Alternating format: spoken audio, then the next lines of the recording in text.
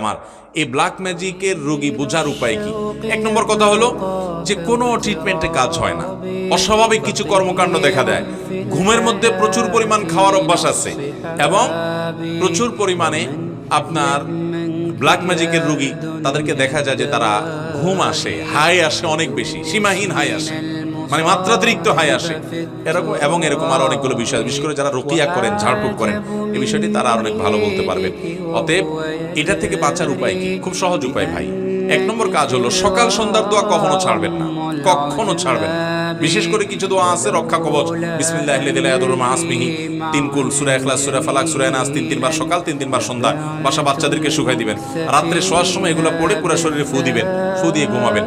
এবং টয়লেটে ঢুকেন, বের হন, বা বাসায় ঢুকেন, বের হন, এক কক্ষ থেকে আরেক কক্ষে যান, বিসমিল্লাহ ছাড়া কখনো ঢুকবেন না। বিসমিল্লাহ বলে হাদিসে আসছে শয়তান তার সাথে আর প্রবেশ করতে পারে না, এবং আল্লাহ তাআলা তাকে সেভ করেন।